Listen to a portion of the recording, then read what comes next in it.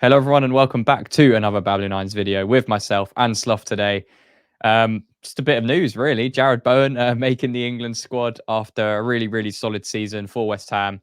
As you can see here, making that 26-man squad going to the Euros this summer in Germany. So massive achievement for Bowen after, disappointment of last season when he did drop out of the England squad, when West Ham weren't doing well at all. We managed to win the European trophy. No thanks to all the thanks, sorry, to Jarrod Bowen with that 90th minute winner. And yeah, it just seems to have kicked on to a new level this season in terms of his clinicalness in front of goal, producing record numbers in terms of the output he had. 16 goals in the Premier League. I think he's the highest scoring Premier League player for West Ham since Di Canio, which tells you all you need to know about the type of player Jarrod Bowen's been. And not only that, he's shown his versatility as well, operating across that front line. So, yeah, initial thoughts to the news that Jarrod Bowen is in the England squad's Sloth. Just delighted for him. Like, I think it would have been one where I don't think West Ham fans would have been surprised if he didn't make it because, let's just keep it quick and say that Southgate isn't exactly known for picking on form at times. Yeah. But I think with the way he's been playing this season, it's just a case of you can't. He wasn't. You surely wouldn't have been able to not select him. He's been that good for us, and he offers us something that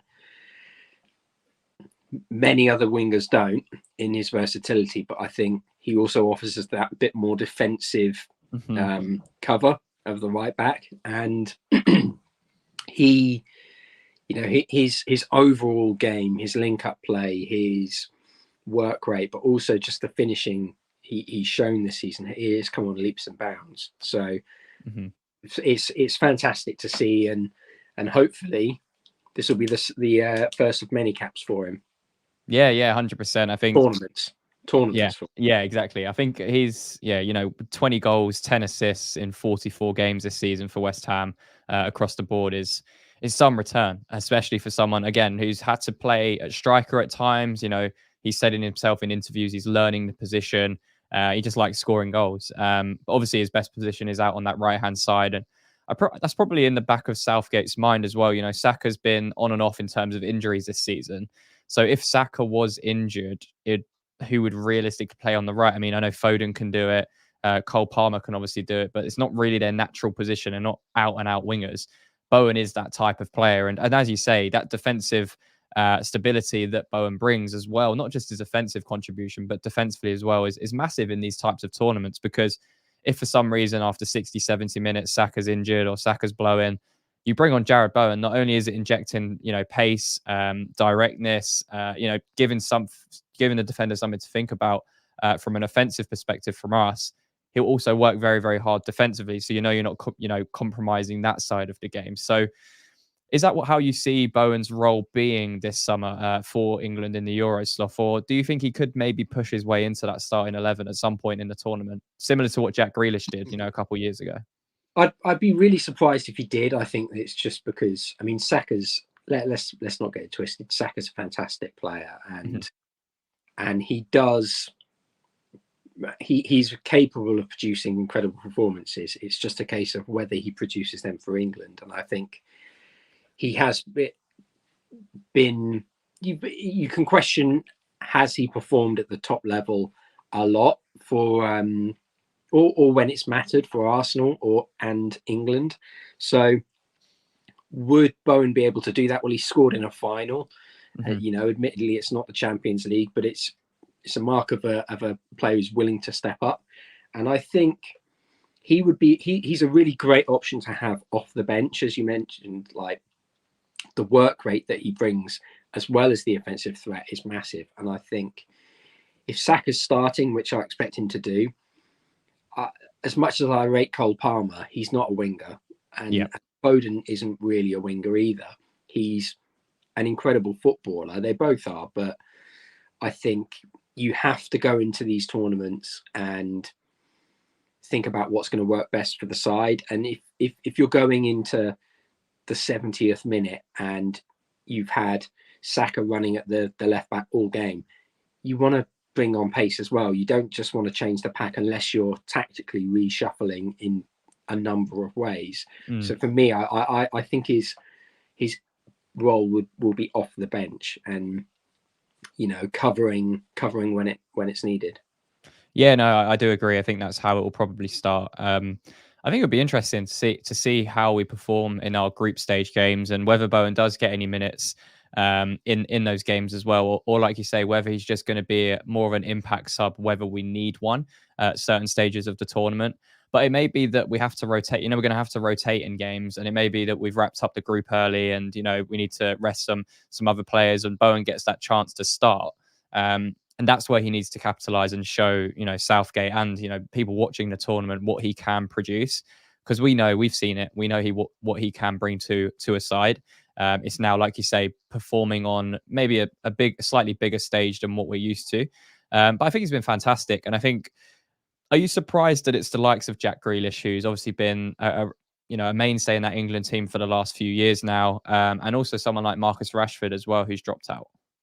I think the only surprising thing from that point of view is that they haven't produced. You know, they haven't produced the numbers that we expect from them, and they've got no one but themselves to blame. You know, the Grealish thing, I think he is a fantastic footballer, but it's just the consistency, and you know he's capable of producing moments of magic, but you can't just rely on that. And when you haven't played consistently across the season, I think it's very hard to include you in the national squad. And look, Rashford is a fantastic outlet. He's got pace that will challenge any defender in the world, but it's been a season where it doesn't seem to be quite clicking for him, and there's an argument to be said that, you know, he's done it in the past for England, but I just think it's not good enough anymore. You can rate these players, but if they're not performing at their club and they're not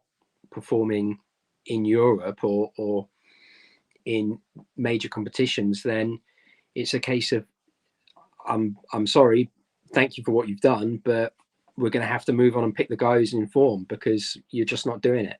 Yeah, no, I completely agree. I mean, Raheem Sterling's probably one of the prime examples of that as well. So, yeah, I think because of the lack of natural right-sided wingers that England currently do have, I think that is probably also in Southgate's mind, you know, in what he's picked. And obviously on that left-hand side, we've got a lot more options. Obviously, Southgate's gone with Anthony Gordon out there instead of the likes of Rashford and Grealish, which is an interesting decision. But again, Gordon's had a very good season for Newcastle. He's definitely improved in terms of what he's producing in the final third, and the way he's, his mindset is very good for a young player. So, as you say, if you're not performing, you are at risk of that happening. I mean, Bowen was that person a year ago. You know, he was in the England squad. A couple of years ago, he got into some of the games off the performances when we finished 6th or 7th in the Premier League, and then he got dropped out again because West Ham kind of dropped off. He wasn't performing very well. He wasn't scoring goals. But again, like you say, he provided a very clinical moment for West Ham in a final where it wasn't like a reaction shot either. It was something where you've got time to make that finish. And I think that is also something that's massive in tournament football. You know, against the bigger teams, you have to take your chances. You just simply have to do it. We saw it in the World Cup against France when England went out when we missed a penalty. You know, you have to be decisive in those moments. I would 100% back Jarrod Bowen to be decisive if a chance comes up to him. So, yeah, I think it's going to be interesting to see how Southgate uses him. Do you see him being maybe deployed as or brought into the squad because he can play striker as well? Or do you think it's mainly just going to be in that right wing position? I think it gives you versatility. We've got a wealth of strikers, and I think if he were to come in over someone like Watkins or Tony, it would only be because of injury. So it is an extra string to the bow. I think that he's gone the way of Bowen and Gordon, not just to kind of reward their form. I also think that going into these tournaments,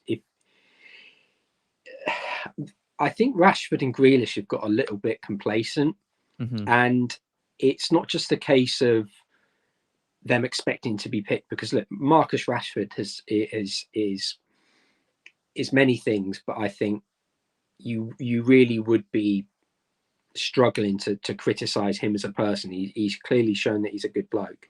However, I think when you are surrounding yourself with people, as quite a lot of Manchester United rumours go, that tell you yes all the time, or that hype you up, or people who hype you up, if you're sat on the bench, you don't have that mentality to go out and grab a game and go, right, I've got to really run every single second I get a chance to. I've got to give 100%. I think that's where players like Gordon and Bowen will really relish the chance. They'll be chomping at the bit to go out and you know, not even let up for a second. They'll be chasing everything down and trying to win whatever they can. And I think you've got to have that in a squad. You know, Italy are a good example of, they don't just pick the players playing at the top clubs. Yeah. And it's a case of, if the guy who's starting isn't performing, you've got time to impress. And I think hopefully Bowen's going to have that mentality. Same with Gordon. I think these players have got all the raw materials to step up and, as you say, take the chances, create chances. But it's just a case of, are they going to get the time on the pitch to do that? And no, exactly. I think in general in tournament football, it's actually the squad players that can be very, very crucial to whether you win a trophy or not. And it's maybe the players, again, you're not expecting to be in that starting 11 from the get-go, but they're the ones making a name for themselves when it matters. If they do come off the bench and they have that 20 or 30-minute cameo. And like I say, I think Bowen's got the perfect attitude for when he does come into the lineup. He's not going to be bothered about being on the bench. Obviously, he wants to start, but when he does have that impact, 20, 30 minutes from the end of the game, he'll be absolutely buzzing. He'll be all over it. So, yeah, interesting one. But obviously, massive congrats to Bowen. Thoroughly deserved this season after his performances and output in a West Ham shirt and in across European competitions as well. So, yeah, fingers crossed he can get some minutes in the Euros. It's definitely made it more of an exciting build-up to watch the England team now, with Bowen back in there, with a West Ham player back in there. Sorry. So, yeah, let us know in the comments what you think about Jarrod Bowen's inclusion in the England squad this summer. Do you think it was warranted? And are you expecting him to maybe get some more minutes than the majority of the fan base think at the moment? So, yeah, leave a like on the video if you enjoyed. Subscribe to the YouTube channel if you are new around here. And Sloth, until the next one. Come on, you irons.